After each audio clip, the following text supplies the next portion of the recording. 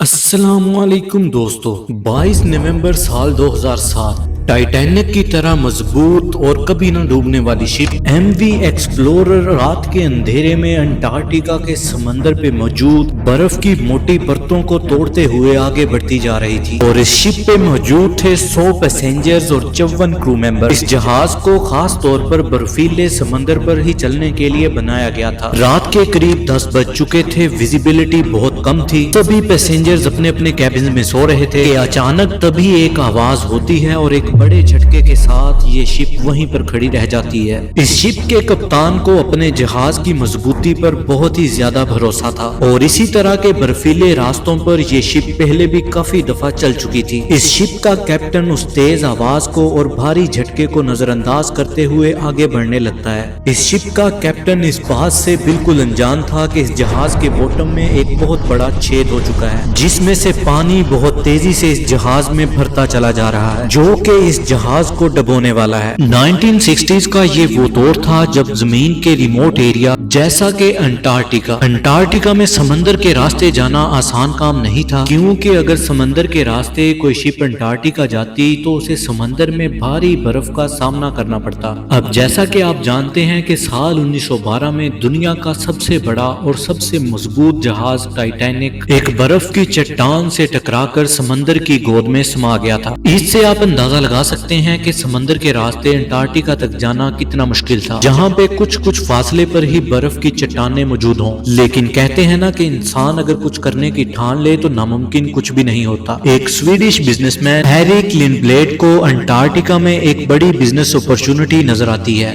کیونکہ بہت سے لوگ انٹارکٹیکا کو دیکھنا چاہتے تھے۔ تو ایرک نے سوچا کیوں نہ ایک ایسی شپ بنائی جائے جس کا انٹارکٹیکا کی موٹی برف بھی کچھ نہ بگاڑ سکے، اور جو لوگ انٹارکٹیکا میں گھومنا چاہتے ہیں انہیں وہاں پر لے کر جائے اور اس سے موٹی کمائی کی جا سکے۔ تو ایرک نے ایک ایسی شپ بنوائی جو کہ اتنی زیادہ مضبوط تھی کہ اس کے سامنے آنے والی برف کی موٹی پرتیں بھی ٹوٹ جاتی، جسے لنڈبلیڈ ایکسپلورر کا نام دیا گیا۔ حالانکہ یہ شپ اتنی زیادہ بڑی نہیں تھی، لیکن مضبوطی میں یہ اول نمبر پر تھی۔ نارملی جب کوئی شپ سمندر میں جائے تو اس شپ کے سامنے آئس بریکر لگایا جاتا ہے، جو کہ برف کی موٹی پرتوں سے شپ کو بچائے رکھتا ہے۔ لنڈبلیڈ ایکسپلورر ایک ایسی شپ تھی جس میں آئس بریکر لگانے کی ضرورت ہی نہ تھی۔ اس شپ کو کچھ اس طریقے کے ڈیزائن سے تیار کیا گیا تھا کہ جب یہ شپ آگے بڑھتی تو اس کے وزن سے ہی برف ٹوٹ جاتی، لیکن پھر بھی اس جہاز کی حفاظت کے لیے ڈبل ہل کی لیئرز لگائی گئی تھی۔ دراصل شپ کے اس باہری حصے کو ہل بولا جاتا ہے، اور لنڈبلیڈ ایکسپلورر کے اس ہل کو مضبوطی دینے کے لیے اسے 2 لیئرز میں بنایا گیا تھا۔ اس کا فائدہ یہ تھا کہ کسی برفیلی چٹان سے ٹکراتے وقت باہر والی لیئر ڈیمیج ہو جائے تو ایسی سچویشن میں اندرونی لیئر جہاز کو ڈوبنے سے بچا لے۔ جس مقصد کے لیے اس شپ کو بنایا گیا تھا اس میں یہ کھری اتری۔ دیکھتے ہی دیکھتے یہ شپ دنیا بھر میں فیمس ہوتی گئی، دور دراز سے لوگ اس شپ سے انٹارکٹیکا کا سفر کرنے لگے۔ اسی کے ساتھ لوگوں کا اس جہاز پہ بھروسہ بڑھتا جا رہا تھا، اور لوگوں کا یہ بھی ماننا تھا کہ یہ شپ سمندری راستوں سے دنیا کے کسی بھی کونے میں جانے کے لیے تیار ہے۔ یہ شپ اتنی بھروسے مند تھی کہ اس نے کئی بار انٹارکٹیکا میں پھنسے دوسرے جہازوں کو ریسکیو کیا۔ گزرتے سالوں کے ساتھ ساتھ اس جہاز کے مالک بدلتے رہے، کئی کمپنیز اس جہاز کو خریدتی رہیں اور اس کا نام چینج ہوتا رہا، لیکن اس جہاز نے اپنی پرفارمنس میں کوئی کمی نہیں چھوڑی۔ آخری بار اس جہاز کو سال 2004 میں ٹورنٹو کی ایک کمپنی کیپ ایڈونچرز نے خریدا۔ ایک بار پھر سے اس کا نام بدل کر ایم وی ایکسپلورر رکھ دیا گیا۔ 11 نومبر 2007 کو ایک بار پھر سے یہ شپ انٹارکٹیکا کے سفر کے لیے روانہ ہوئی، اور یہ سفر 19 دنوں کا ہونے والا تھا۔ جو لوگ انٹارکٹیکا کو دیکھنے کا خواب لے کر اس شپ میں جا رہے تھے انہیں اس بات کا کوئی اندازہ نہیں تھا کہ آگے وہ کس مصیبت میں پھنسنے والے ہیں، لیکن یہ سبھی لوگ انٹارکٹیکا جانے کے لیے کافی پرجوش تھے۔ انہیں اس جہاز کی قابلیت پر پورا بھروسہ تھا، اور ایم وی ایکسپلورر کے کیپٹن بینک وائمن تھے جو ان برفیلے راستوں سے ہو کر سینکڑوں بار گزر چکے تھے۔ ایک تو اس جہاز کی مضبوطی اور دوسرا تجربے کار کیپٹن، اور ان دونوں ہی چیزوں کے چلتے اس جہاز میں موجود سبھی لوگ اپنے آپ کو محفوظ سمجھ رہے تھے۔ آدھے راستے تک تو سب کچھ ٹھیک چلتا ہے کہ تبھی شپ کے کپتان نے شپ کو ایک نئے راستے پہ موڑ دیا، کیونکہ کپتان کو لگا تھا کہ اس روٹ سے ہوتے ہوئے انہیں زیادہ برف کا سامنا کرنا نہیں پڑے पड़ेगा और वो जल्द ही अपनी मंजिल तक पहुंच जाएंगे। पर उन्हें क्या पता था कि ये नया रास्ता उन्हें उनकी मंजिल की तरफ नहीं बल्कि एक नई मुसीबत की तरफ लेकर जा रहा था। इस सफर पर शुरुआती 10 दिन तो बड़े आसानी से गुजरते हैं। फिर आती है 22 नवंबर की रात। अब ये शिप मोटी बर्फ के रास्तों से होकर गुजरनी थी। कैप्टन ने जहाज पे मौजूद सभी लोगों को बताया कि हम एक बर्फीले रास्ते से होकर गुजरने वाले हैं और इसकी वजह से शिप से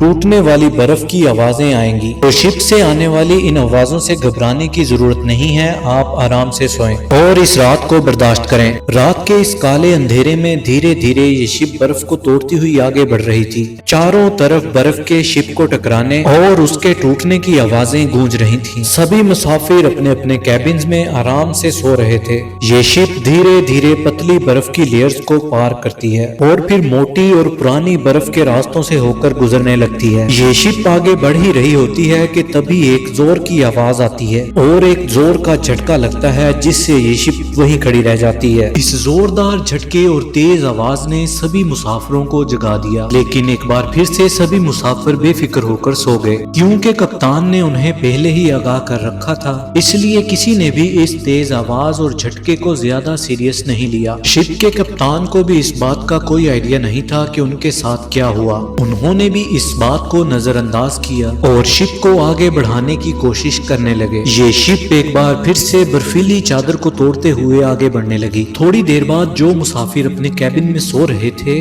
वो चीखने और चिल्लाने लगे। बहुत ही ज्यादा खौफजदा हो गए क्योंकि शिप में पानी बहुत ही तेजी से बढ़ रहा था। दरअसल ये शिप बर्फ की एक पुरानी और मोटी चट्टान से टकरा चुकी थी जिसने इस शिप के नीचे के हल को तोड़ दिया था और शिप का डबल हल किसी काम भी ना आया। सभी मुसाफिर और क्रू मेंबर अपनी अपनी जान बचाने के लिए इधर उधर भागने लगे। मुसाफिरों में खौफ का माहौल पैदा हो चुका था। शिप में पानी बहुत ही तेज रफ्तार से बढ़ता जा रहा था। इस शिप के कैप्टन को ये जानकारी मिलती है कि जहाज के बॉटम में बहुत बड़ा छेद हो चुका है। पहले तो कप्तान को इस बात पर यकीन ही नहीं हुआ। कप्तान को लगा कि कोई छोटा मोटा छेद ही हुआ होगा जिस पर आसानी से काबू पाया जा सकेगा और कप्तान ने नुकसान का जायजा लिया। इस शिप में पानी इतनी तेजी से बढ़ता जा रहा था कि कप्तान की आंखें फटी की फटी रह गईं। अब तक कप्तान को साफ यकीन हो चुका था कि ये जहाज डूब जाएगा। कप्तान ने क्रू मेंबर को फौरन डिस्ट्रेस मैसेज भेजने का कहा कि शायद आसपास कोई दूसरा जहाज मौजूद हो तो वो इनके सिग्नल पकड़े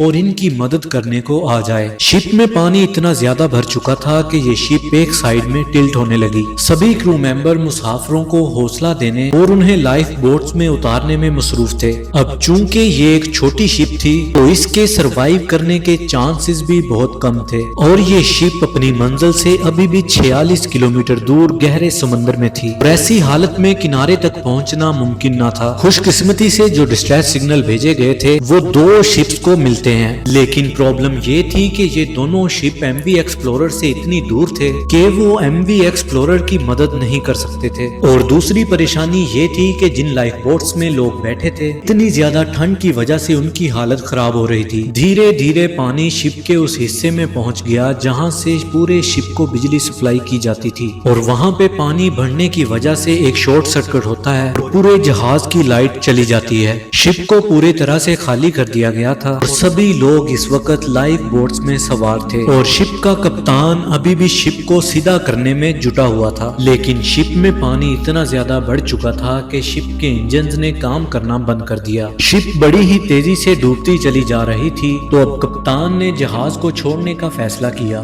फिर कप्तान और क्रू मेंबर शिप को छोड़कर लाइफ बोट्स में सवार हो गए। ये सभी लोग लाइफ बोट्स में बैठे ठंडी हवाओं की लहरों से टकराते हुए इस चीज का इंतजार कर रहे थे कि शायद उन्हें कोई आके बचा ले। देखते ही देखते उनकी आंखों के सामने ये शिप समंदर की गोद में समा गई। सालों तक समंदर पे राज करने वाली ये शिप आखिर में समंदर की गोद में समा चुकी थी। लाइफ बोट्स में सवार सभी लोग इस खौफनाक मंजर को देख रहे थे। आप इमेजिन करें कितना खौफनाक मंजर होगा। बर्फीले समंदर में लाइफ बोट्स पर सवार इन लोगों को कई घंटे गुजर जाते हैं और दूसरे दिन की सुबह होने वाली थी कि तभी लोगों को दूर से लाइट्स की रोशनी दिखाई देती है जो कि उनकी तरफ ही तेजी से बढ़ रही थी। जिन दो शिप्स को डिस्ट्रेस सिग्नल रिसीव हुए थे ये उनमें से ही एक था जो इनकी मदद को आ जाती है। सभी लोगों को रेस्क्यू किया जाता है और अच्छी खबर ये थी कि सभी लोग इस हादसे में बच निकले। कप्तान के एक गलत रास्ते पे مڑنے کی وجہ سے ایم وی ایکسپلورر سمندر کی گود میں سما گیا۔ آج بھی ایم وی ایکسپلورر کا ملبہ پینگوئن آئلینڈ سے 25 میل دور سمندر کی گہرائیوں میں موجود ہے۔ اسی طرح کی برف کی چٹان نے اپنے ٹائم کے سب سے بڑے جہاز ٹائٹینک کو بھی ڈبو دیا تھا، جس میں سینکڑوں لوگ ٹائٹینک کے ساتھ ڈوب گئے۔ ٹائٹینک کا حادثہ اتہاس کے سب سے دل دہلا دینے والے حادثوں میں سے ایک ہے۔ امید کرتا ہوں آپ کو آج کی ویڈیو انٹرسٹنگ لگی ہوگی۔ اسی کے ساتھ مجھے دیجیے اجازت۔ Good bye.